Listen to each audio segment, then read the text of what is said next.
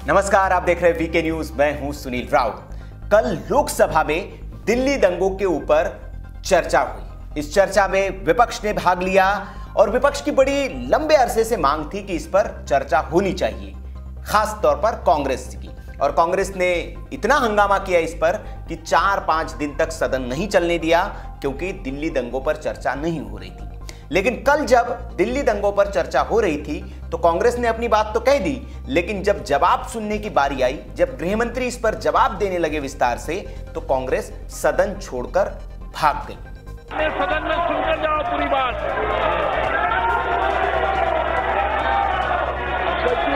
इतने संवेदनशील विषय पर चर्चा मांगना, चर्चा के समय अपने मुद्दों को ठीक प्रकार से कहते हुए जो सरकार को कोसना है वो सब बातें कहना, वो उनका अधिकार है। और जब सम्मानीय गृहमंत्री जवाब देने के लिए आते हैं तो उनका जवाब नहीं होने देना और कारण न होते हुए भी सभात्याग करके चले जाना, ये लोकतंत्र की अच्छी परंपरा नहीं है। कल क्या कहा अमित शाह ने चर्चा के दौरान, वो बहुत अहम है देश की जनता को जानने के लिए, जो उन्होंने दिल्ली दंगों को लेकर कल खुलासे किए।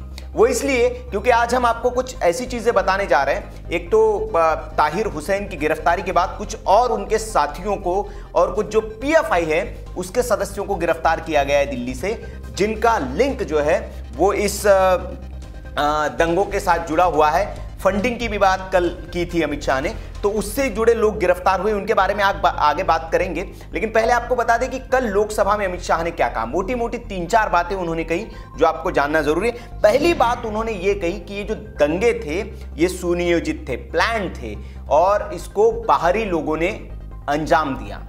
यूपी से खासतौर पर उन्होंने कहा कि यूपी से लोग आए थे और इन लोगों को आइडेंटिफाई किया जा रहा है, एक सॉफ्टवेयर के जरिए आइडेंटिफाई किया जा रहा है। जैसे कि ओवैसी ने आरोप भी लगाए थे कि भैया एक धर्म के लोगों को आप टारगेट कर रहे हैं, तो इस पर अमित शाह ने जवाब भी दिया कि एक सॉफ्टवेयर के जरिए पहचाना जा रहा है, और वो सॉफ्टवेयर धर्म, टोपी या कपड़े पहनकर किसी को नहीं पहचानता है। वो आपकी फेस आइडेंटिटी या आपका जो भी डेटा उसमें डला होगा सॉफ्टवेयर में, आपके आधार कार्ड का डेटा है, पैन कार्ड का डेटा है, वोटर आईडी का डेटा है, उस डेटा को एक्सेस करके आपके फेस को वो पहचानेगा और वो लोगों को चिन्हित करेगा।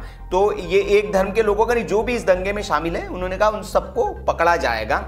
दूसरी बात उन्होंने जो कही ये कि एक तो बताया उन्होंने कि बाहर से आए हुए थे यूपी से लोग। इस बात को आप ध्यान रखिए, आगे इसका लिंक आएगा कि यूपी से लोग आए हुए थे सारे, तो यूपी बॉर्डर को सील कर दिया गया ताकि लोग ना आ पाए।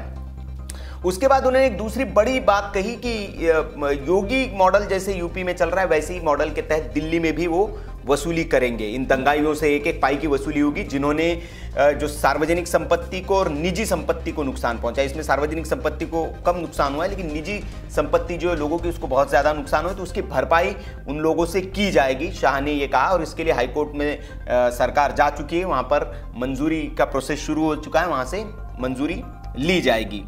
तीसरी बात उन्होंने बताई कि इसमें फंडिंग भी हुई है, ये दंगे कराने के लिए फंडिंग भी हुई है, और वो सारा जो डेटा है वो जांच एजेंसियों ने कलेक्ट करके जो संबंधित एजेंसियां हैं उनको सौंप दिया है। जैसे कि ईडी, इन्फोर्समेंट डायरेक्टरेट, जो फंडिंग होती है तो फंडिंग का वही देखती है, तो उनको सौंप दी गई है, और उसके आधार पर अब वो गिरफ्तारियां हो रही हैं, धरपकड़ की जा रही है। चौथी बात उन्होंने ये भी कहा कि सोशल मीडिया के जरिए ये दंगे फैलाए गए और बड़ी सुनियोजित तरीके से, और वो 2-3 दिन अकाउंट चलाए गए, उसके बाद उन अकाउंट्स को, कई अकाउंट्स को बंद कर दिया गया है। लेकिन शाह ने कहा कि बंद करने से ऐसा नहीं है कि आप बच जाएंगे, आप पाताल में भी छुपे होंगे तो वहां से भी हम आपको निकाल के लाएंगे। ये कल शाह ने बात कही। तो जितने ये सोशल मीडिया पर अफवाहें जिन्होंने फैलाई है, जिन्होंने दंगे भड़काए हैं, तो उन लोगों को सावधान हो जाना चाहिए कि उनका नंबर आने वाला है, क्योंकि कल शाह ने बता दिया है। तो और एक सबसे बड़ी बात उन्होंने ये कही कि इस दंगे में जो लोग शामिल थे उन लोगों को ऐसी सजा दी जाएगी ताकि पूरे देश के सामने एक मिसाल पेश हो, और आने वाले दिनों में कोई दंगा करने से पहले इस दिल्ली दंगे के आरोपियों को जो सजा मिली है उसको याद करके थर थर कांपने लगे। तो ये कल बड़ी बात शाह ने कही कि एक मिसाल पेश करेंगे। तो जो योगी मॉडल यूपी में चल रहा है तो यहां उससे खतरनाक होने वाला है। जिस तरह के शाह ने संदेश दिया है तो और बहुत अच्छी बात है, ये स्वागत योग्य बात है, ताकि दंगे जो करते हैं उन लोगों को सबक जरूर मिलना चाहिए, और आगे से अगर वो दंगे करने की सोचे तो उनकी रूह कांपनी चाहिए कि किसी का घर जलाने से पहले किसी को मारने से पहले आपके जहन में सिहरन उठनी चाहिए कि आपके साथ फिर बाद में क्या होने वाला है। कल चर्चा के दौरान एक खास बात और रही कि विपक्ष जो था, एक विपक्ष में जिस तरह को दंगे को यहां संसद में प्रेजेंट किया, वो एक तरफा पेंट करने की कोशिश की गई कि ये एक तरह से हिंदू प्रायोजित दंगा था और इसमें मुसलमान पीड़ित थे, ये बताने की कोशिश की गई। किसी भी विपक्ष ने बात नहीं की कि जो अंकित शर्मा है उसको 400 बार चाकुओं से क्यों गोदा गया, नेगी के टुकड़े करके उसको आग में क्यों जला दिया गया, या फिर राहुल को क्यों मार दिया गया, ये किसी ने जिक्र नहीं किया। मतलब लोकसभा में आप जब बात करें, विपक्ष का एक काम था कि इन लोगों के भी थोड़े थोड़े नाम ले लेते, चर्चा कर लेते, लेकिन सिर्फ उन्होंने एक तरफा इस दंगे को पेंट करने की कोशिश की। ओवैसी साहब तो बहुत भावुक हो गए और उन्होंने कहा कि मुसलमानों को बहुत जुल्म हो रहा है और ये हो रहा है, और एक तरह से उन्होंने कहा कि क्या होगा, हम डरे हुए, मतलब उन्होंने बहुत नौटंकी स्टाइल में वो लोकसभा में कि अब तो भाई मुसलमानों का क्या होगा इस देश में, इस तरह की वो हरकत करने लगे।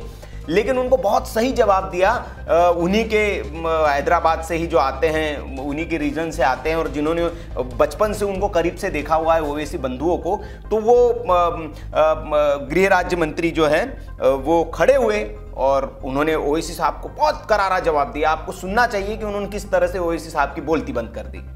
लोगों के बीच में अमन शांति के लिए प्रयास करना चाहिए, मगर जिस क्षेत्र से उन आते हैं हैदराबाद में, जितने बस्तियां हिंदू बस्तियां खाली करवाए, कौन करवाए? इनका पार्टी करवाए।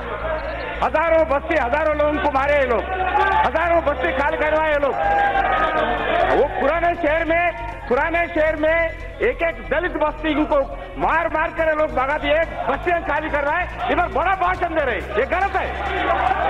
तो सुना आपने, जी किशन रेड्डी ने बहुत करारा जवाब दिया ओवैसी को कि यहां आप ज्ञान झाड़ रहे हैं, यहां आप ज्ञान फैल रहे हैं, लेकिन हैदराबाद में आप क्या करते हैं वो देखना चाहिए। ओवैसी को अगर पूरे भाषण को आप सुनेंगे तो इसको आप हेट स्पीच के दायरे में रख सकते। इतनी घृणा वाली बातें उन्होंने लोकसभा में की, लेकिन चूंकि वो विक्टिम कार्ड खेलते हैं तो उनको इसकी छूट है और वो लोकसभा में करते हैं। बाकी कोई लोग कुछ करे तो फिर उस पर बवाल मच जाता है, हंगामा होने लगता है। तो ये तो रही कल लोकसभा की बात, लेकिन ये बात हमने क्यों की, वो इसलिए क्योंकि आपको बता दें कि ताहिर हुसैन को जो गिरफ्तार किया गया था, उस ताहिर हुसैन से पूछताछ में और उससे लिंक में कुछ खुलासे अब हो रहे हैं। ताहिर हुसैन के फंडिंग की भी जांच हो रही है, ईडी ने भी उनके खिलाफ मामला दर्ज कर लिया है।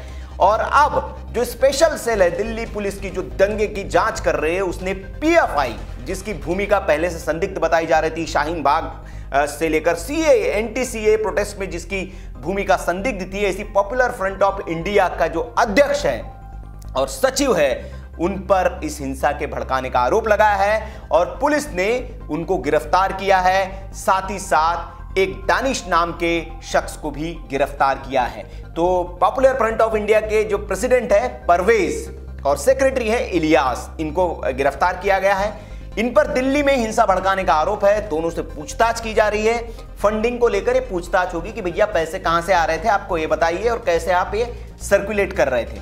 इससे पहले स्पेशल सेल ने पीएफआई का जो सदस्य है दानिश, इसको गिरफ्तार किया था और ये इस पर आरोप है कि ये जो सीए, एंटी सीए प्रोटेस्ट है, इसमें दुष्प्रचार करता था ये, और ये काउंटर इंटेलिजेंस जो है पीएफआई का, काउंटर इंटेलिजेंस विंग, उसका मुखिया भी है ये, और ये शहर भर में जो सीए विरोधी प्रदर्शन होते थे उसमें सक्रिय रूप से भाग लेता रहा है, जाता रहा है। और गिरफ्तारी के बाद जब दानिश से पूछताछ हुई तो उसने कई खुलासे किए। दानिश शाहीन बाग में प्रदर्शनकारियों को खाना भी पहुंचाता था, बांटता था, और साथ ही साथ इसके पैसे बांटने का भी खुलासा हुआ है कि यह प्रदर्शनकारियों के बीच जाकर पैसे भी बांटता था। पुलिस ने उसे कोर्ट में पेश किया, 4 दिन की उसे रिमांड पर लिया और उससे पूछताछ की जा रही है और नए नए खुलासे कर रहे हैं। गोकुलपुरी का रहने वाला है ये मोहम्मद दानिश, और जो एफआईआर नंबर 59 है, 59 है, उसमें इसको गिरफ्तार किया गया है। और जैसे कि मैंने बताया आपको कि काउंटर इंटेलिजेंस टीम का ये मुखिया है, तो ये क्या करती थी, तो ये दिल्ली में जितने कार्यक्रम चल रहे थे सीए विरोधी, उसमें जाके ये देखते थे, ये नजर रखते थे कि कहाँ कौन कौन से पुलिसकर्मी और आईबी के लोग जा आ रहे हैं और क्या वहां पर जासूसी चल रही है। और अगर इनका शक हो जाता कि कोई पुलिसकर्मी लगातार हर कार्यक्रम में जा रहा है, तो फिर ये उसको टारगेट पे लेते थे। और आपने देखा ही होगा कि एक आईबी के अधिकारी की हत्या हुई, आईबी के ऑफिसर की हत्या हुई और 400 बार उसको चाकू से गोदा गया है। तो ये नॉर्मल दंगे में की हुई हत्या नहीं थी। तो इसके भी लिंक, हालांकि कल अमित शाह ने सदन में बोला कि उसका भी सबूत मिल गया एक वीडियो में, जो वीडियोज़ उनके पास आए हैं और बहुत जल्दी इसका खुलासा होगा। तो ये पूरा इनकी मोडस ऑपरेंडी थी जिसका खुलासा भी हुआ है। और जो दिल्ली के दंगों में ये भी खुलासा हुआ कि दानिश ने ही दिल्ली के दंगों में बाहर से लोगों को बुलाया था और उसके बाद सक्रिय दंगे इसने कराए थे, यह खुलासा हुआ है। जांच में यह भी पता चला है कि दिल्ली में सीए के विरोध में जो जगह जगह प्रदर्शन चल रहे हैं वहां पर यह भड़काने वाली सामग्री और साहित्य भी बांटता था। और पुलिस जो है दानिश के साथियों का पता लगा रही है। दिल्ली की स्पेशल सेल ने, आपको यह भी पता होगा कि बीते रविवार को ही ओखला से कश्मीरी दंपत्ति को गिरफ्तार किया था, जिसके आईएस के जो खुरासान मॉड्यूल है उसके साथ संबंधों के आरोप में इनको गिरफ्तार किया गया था। जहांजेब सामी और हिना बशीर बेग इनके नाम हैं। ये पता चला था कि आईएस की मैगजीन में ये लिटरेचर लिखते थे, इनके पास आपत्तिजनक सामग्री भी जब्त की गई है। तो ये कुल मिलाकर पूरा प्रोपेगेंडा यहाँ पर चल रहा था। साथ ही साथ जो पीएफआई है उसकी बड़ी संदिग्ध सक्रिय भूमिका है इन दंगों में। इस पर फंडिंग का आरोप भी है, दंगे भड़काने का भी आरोप है। उत्तर प्रदेश से लोग आए थे, जैसे कि हमने आपको शुरू में बताया, तो उत्तर प्रदेश में पीएफआई बहुत सक्रिय रूप से वहां पर शामिल है और उसकी भी अहम भूमिका सामने आ रही है, जिसके बाद ये कार्रवाई की जा रही है। पीएफआई के अब तक यूपी से 108 सदस्य गिरफ्तार किए गए हैं और पहले भी पीएफआई के जो 25 पदाधिकारी और सदस्य गिरफ्तार हो चुके हैं। यूपी पुलिस की अगर माने तो हम 13 जिलों में वहां पर पीएफआई का संगठन जो है वो सक्रिय है। और इसमें जो गिरफ्तारियां हुई है, लखनऊ से 14 लोगों को गिरफ्तार किया गया, सीतापुर से 3, मेरठ से 21, गाजियाबाद से 9, मुजफ्फरनगर से 6, शामली से 7, बिजनौर से 4, वाराणसी से 20, कानपुर से 5, गोंडा से 1, बहराइच से 16, हापुड़ से 1 और जौनपुर से 1 सदस्य को गिरफ्तार किया गया है। तो ये सारा लिंक है। अब पीएफआई जो है, पॉपुलर फ्रंट ऑफ इंडिया, इस पर मांग भी हुई थी, जो यूपी में हिंसा हुई थी कि उसी का हाथ है, और उस पर बैन लगाने की भी मांग की थी यूपी के डीजीपी ने।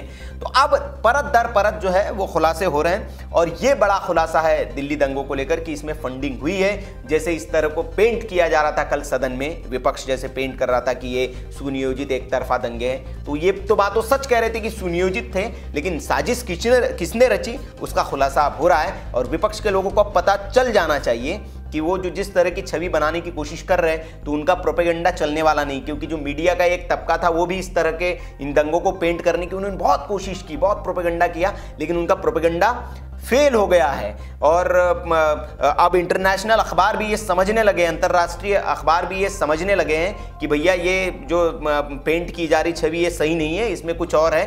तो इसलिए कल या परसों के दिन गल्फ जो टाइम्स है, गल्फ कंट्रीज का जो अखबार है, उसने एक बड़ी खबर छापी है और उस खबर को सबको पढ़ना चाहिए। जो प्रोपेगेंडा पत्रकार है उन्होंने लिखा है कि दिल्ली दंगों के लिए या जो सीए के खिलाफ हिंसा हो रही है इसके लिए मोदी को आप ब्लेम करना बंद कर दीजिए। यह आर्टिकल की हेडिंग है उसके।